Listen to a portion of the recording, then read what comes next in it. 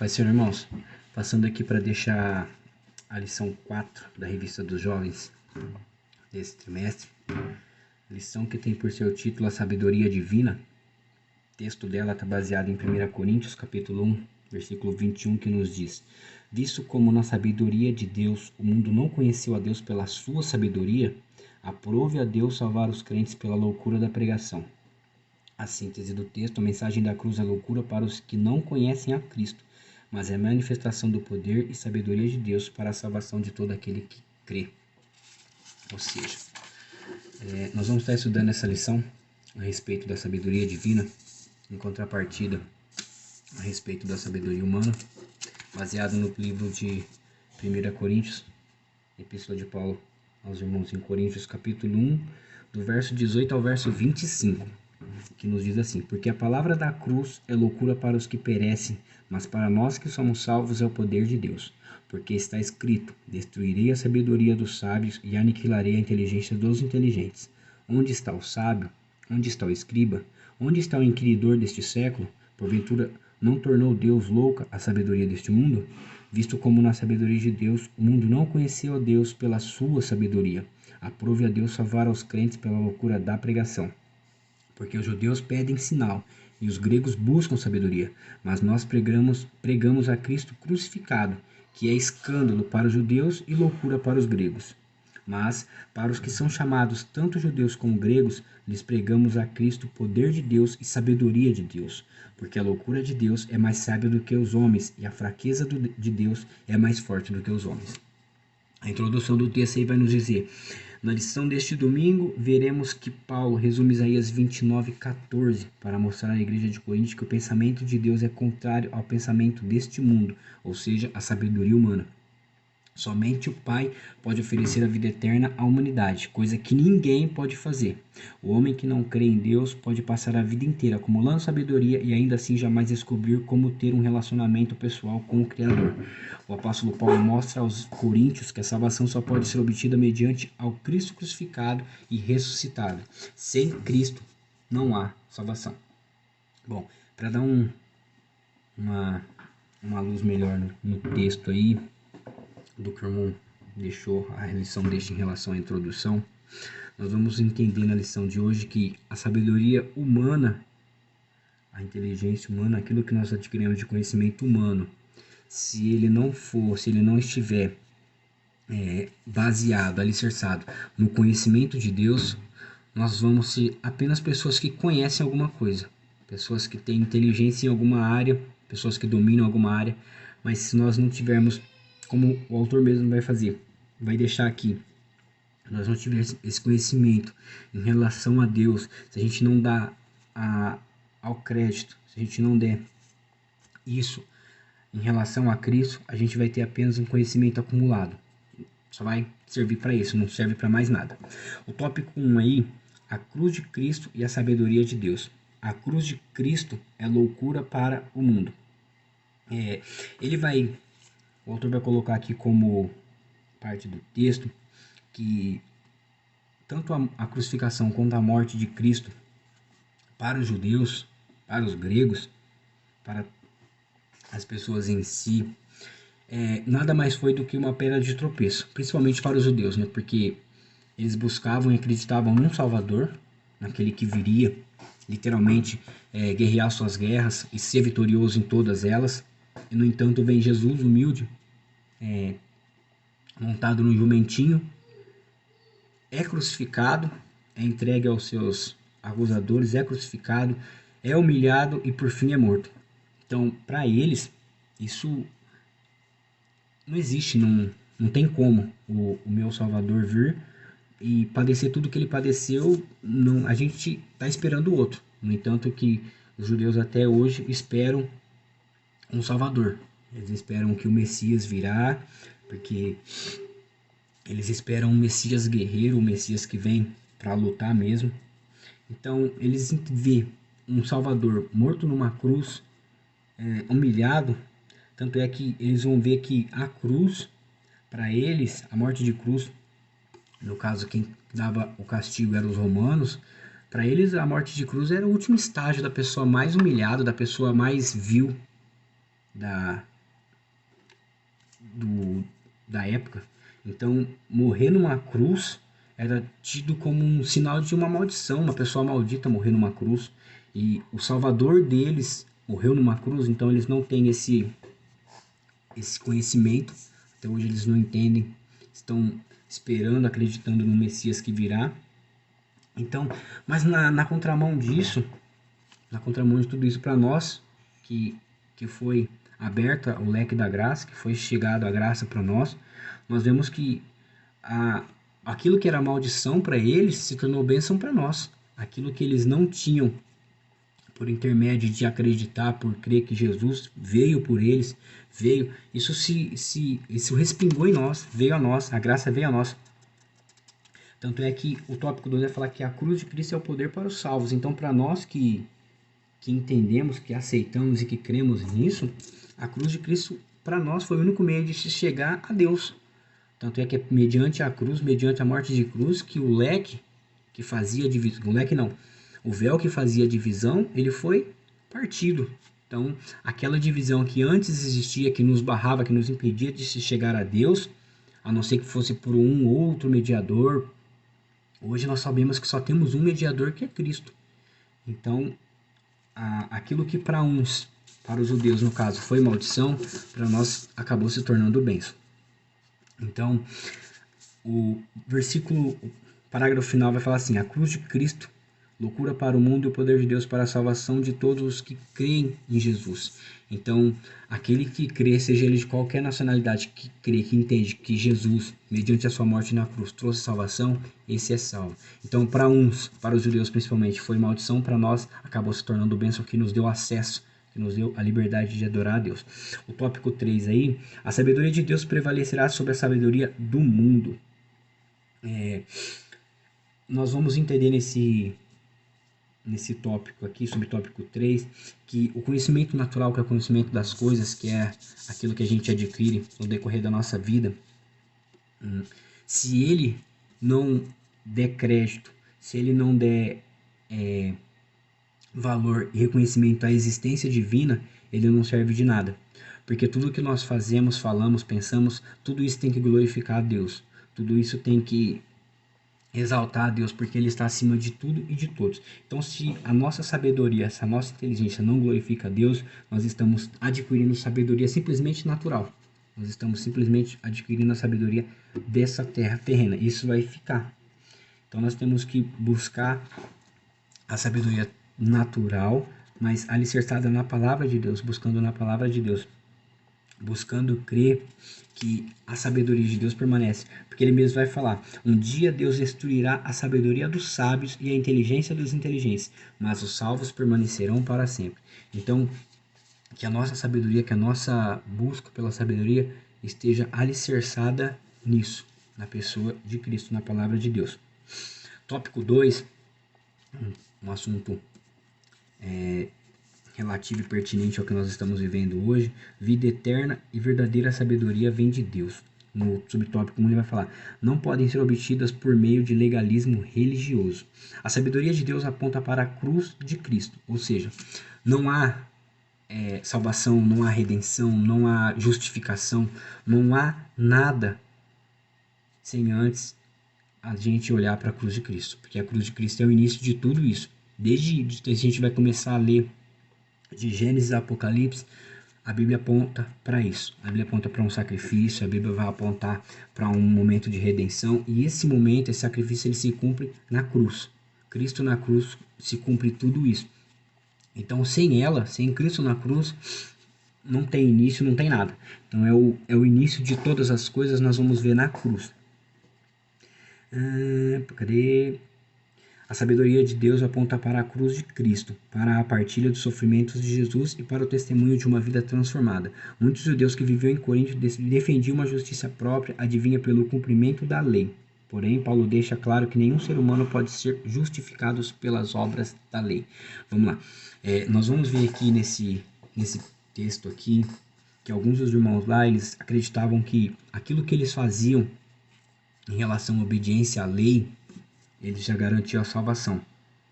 Só que nós sabemos que a salvação, ela vem por você acreditar que que Cristo se doou, Cristo se entregou para nos garantir essa salvação. É você ter fé nele. E, acima de tudo, é você praticar os seus frutos de justiça. Nós vamos entender que o texto vai falar que o princípio de toda sabedoria é temer a Deus. Então, o princípio da sabedoria que nós temos de dimensão em Deus é temer a Deus. E o que é temer a Deus? Apartar-se do mal, se desviar do mal. E como que eu me desvio do mal? Praticando a justiça. Então, aí vai enquadrar como os frutos de justiça. Não vou dizer simplesmente pelas obras, porque a Bíblia vai falar que fé e obras elas caminham lado a lado. Nós temos que ter tanto uma quanto outra. Não adianta ter a fé e não ter obras, não adianta ter obras e não ter fé. Então, da mesma forma aí, Paulo vai descrever a respeito da desgraça do homem natural. Ele mostra que o ministério que estava oculto é revelado pela loucura da pregação que salva os que creem em Cristo Jesus. Ou seja, no natural nós entendemos que as minhas obras mediante a obediência da lei já me garantiam a salvação, já estava tranquilo, mas nós vamos ver pelo lado espiritual que tem a fé. Então, uma coisa caminha junto com a outra. O subtópico 2, a verdadeira sabedoria não se revela por determinação humana. Nós vamos ver aqui que, no final do texto aí, dessa forma, Paulo considerando ingênuo tanto com conteúdo como na retórica. Dessa forma, eles não davam abertura para a iluminação do Espírito Santo por meio da palavra. Mesmo assim, Paulo não deixava de pegar o evangelho, que é o poder de Deus para a salvação de todo aquele que crê. Vamos lá. Os gregos aqui no caso, os irmãos aqui que eram mais letrados, que tinham mais um conhecimento cultural um pouco maior, que eles tinham uma retórica um pouco maior, eles não aceitavam que simplesmente viam falar que a sabedoria, a gente tinha que ser iluminado pelo Espírito Santo, que tinha isso e aquilo. Eles não entendiam que não era simplesmente pelo conhecimento que se chegava à sabedoria, que se chegava à salvação. Que não era simplesmente por conhecer, porque eles tinham um conhecimento terreno muito grande. A sabedoria filosófica, religiosa deles, eles eram bem letrados, bem capacitados naquilo, só que não passava disso. E quando Paulo vem mostrando para ele que era necessário um conhecimento para a salvação, que não era só esse conhecimento terreno, que não era só essa sabedoria humana, mas acima de tudo é você ser iluminado pelo Espírito Santo por meio da palavra. Você tinha que entender, compreender aquilo que o Espírito Santo estava ensinando mediante a palavra. Eles não entendiam e muito menos aceitavam. Então, nós vamos ver uma luta, basicamente uma guerra entre Paulo e esses, tentando mostrar que conhecimento terreno não era tudo, que eles tinham que ter o conhecimento, mas também ter o conhecimento baseado na palavra de Deus. No subtópico 3, Cristo, a verdadeira sabedoria que garante a vida eterna.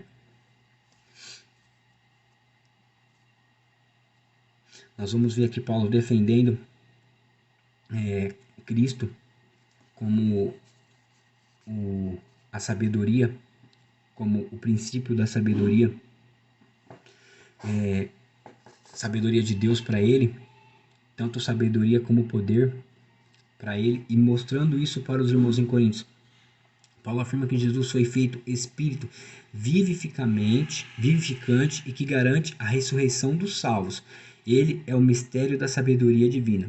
Aqueles que encontram na cruz de Cristo a solução para os seus pecados e se identificam com ele na sua morte, também participarão de sua ressurreição. O que para o ser humano é fraco e sem vida, para Deus é o que proporciona a vida eterna. Cristo é a revelação plena da sabedoria divina e a cruz é a concretização mais completa para a vida eterna com Deus. Ou seja, aquilo que para eles foi sinal de fraqueza, no caso a crucificação e a morte, para nós que cremos, Paulo está dizendo aqui, que foi a força que nós precisávamos para ser salvo. Aquilo que eles entenderam como uma fraqueza, para nós foi a força que nós precisávamos para ser salvo. Ele vai falar assim que a Cristo na cruz é a concretização mais completa para a vida eterna com Deus. Então, Jesus pregado na cruz foi aquilo que nós precisávamos para nos achegar a Ele. Então, ele vai deixar isso bem claro, que quando nós encontramos a cruz de Cristo, nós encontramos a solução para os nossos pecados, nós encontramos e identificamos com Ele na sua morte. Ou seja, quando nós nos deparamos com a cruz de Cristo, com Cristo crucificado, nós também queremos nos crucificar, nós também queremos deixar o nosso velho homem de lado e a partir de então ter uma vida diferente e transformada. Foi para isso que ele participou e fez tudo isso. Foi para isso que ele se doou a ponto de cruz, a ponto de ser crucificado. Então foi por isso que ele, Paulo está dizendo aqui, é por isso e para isso que ele foi crucificado. Para que a gente também entenda e queira participar daquilo que ele participou. Então esse é o contexto que Paulo vai deixar aqui. No tópico 3, a verdadeira sabedoria está em conhecer a Cristo crucificado. O orgulho humano é derrotado na cruz de Cristo. Jesus afirmou: e a vida eterna é esta, que conheçam a Ti, por único Deus verdadeiro, e a Jesus Cristo. Essa é uma afirmação, um obstáculo, né, para a sabedoria humana, porque nós gostamos de nos garantir, nós gostamos de ser nós mesmos em relação à sabedoria, em relação a conhecer a Deus. Nós vamos ver aqui que o orgulho, Cristo destrói todo o orgulho na sua cruz. Paulo afirma que sua pregação não constituiu em sabedoria de palavras. Isso era uma afronta aos gregos, grandes apreciadores da arte e da oratória. Paulo afirma também que a maioria das pessoas que havia recebido a iluminação e dado crédito à mensagem da cruz não era considerada sábia, poderosa ou nobre. Ou seja, nós vamos ver aqui, num contexto literário, num contexto de cultura, os gregos aqui bravos, chateados, porque Paulo tá falando para eles que a sabedoria de Deus, ela não vem simplesmente e somente para uma pessoa que tem uma faculdade, para uma pessoa que tem um diploma, um currículo bom. Não, mas Deus vai distribuir, Deus vai dar da sua sabedoria a todo aquele que quer, a todo aquele que busca, a todo aquele que entendeu quem é Jesus. Então, Paulo vai se envolvendo numa briga aqui em relação a isso, porque na verdade o ensinamento de Deus, o ensinamento da palavra de Deus é tão intenso, é tão forte que Jesus mesmo vai falar que ele escolheu as coisas loucas e desprezíveis desse mundo para aniquilar as que são fortes, para dizer que aqueles que se acham que são, não são. Então Deus vai pegar as pessoas mais humildes, as pessoas que a sociedade vai falar, esse daí, mas como? Por onde? De onde? Por quanto? Entendeu? Deus vai mostrar para as pessoas, mostrar para o mundo, para a sabedoria humana, que quem faz, quem opera, quem manifesta, quem faz todas as coisas é Ele. Que o poder dele, que a sabedoria dele não está baseada naquilo que eu acho, naquilo que eu acredito. Está baseado no que ele é. Então, Paulo vai mostrar para os gregos aqui principalmente que a sabedoria de Deus, ela não está baseada naquilo que nós entendemos. Deus faz do jeito que ele quer.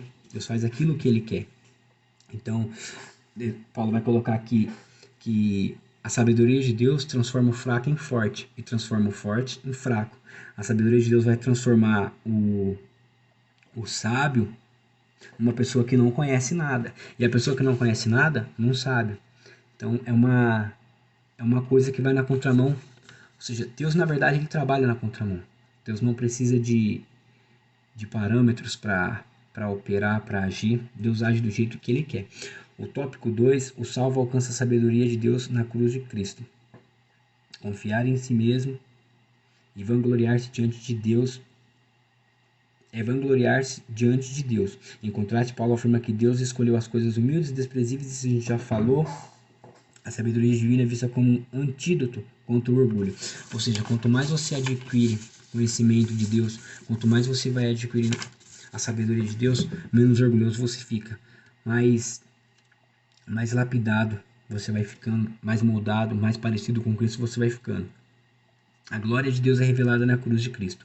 Paulo deixa claro para os crentes em Corinto que o homem jamais pode alcançar a verdadeira sabedoria sem Deus. Sem olhar para a cruz de Cristo, ele faz uma afirmação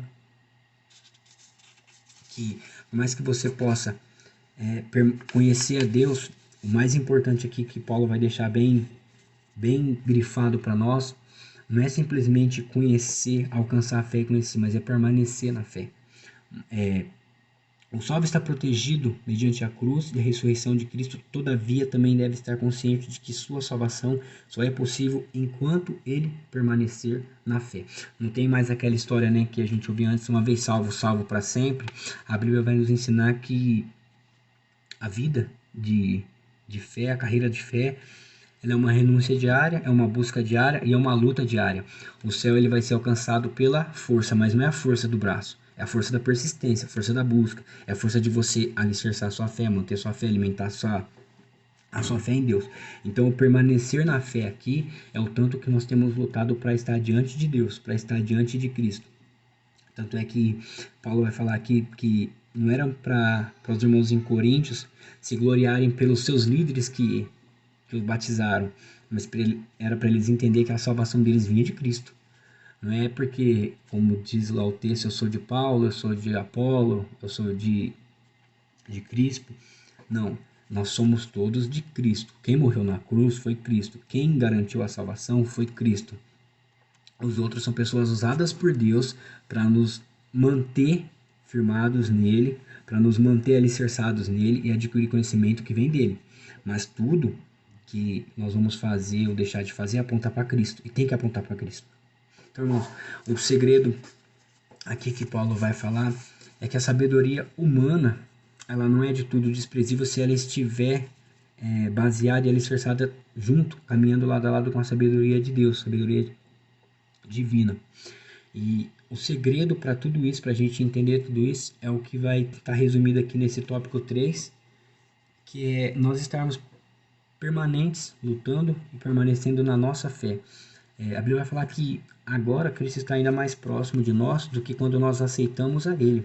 Ou seja, a nossa caminhada ela está sendo abreviada. De uma forma ou outra, nós estamos mais próximos de Cristo agora do que antes, quando nós entendemos quem era Ele. Então, que nós venhamos a permanecer nisso. Entender que, por mais que nós possamos ter líderes, ter pastores, mas o único que se doou, que se entregou por nós, foi Cristo. Que nós temos que buscar o conhecimento nele. Que a salvação, que a graça, que a redenção vem dele. E sem ele, a gente não pode fazer nada. Cristo mesmo vai falar, sem mim, nada podeis fazer. Então, que nós possamos estar buscando isso nele, alicerçado nele e fazendo a vontade dele em tudo. E que Deus possa abençoar os irmãos, que possamos ter a nossa fé ainda mais alimentada nele, a nossa esperança ainda mais centrada nele, e que tudo que venhamos a fazer possa glorificar o nome dele. Amém, irmão? Deus abençoe aí. Continuamos firme nele.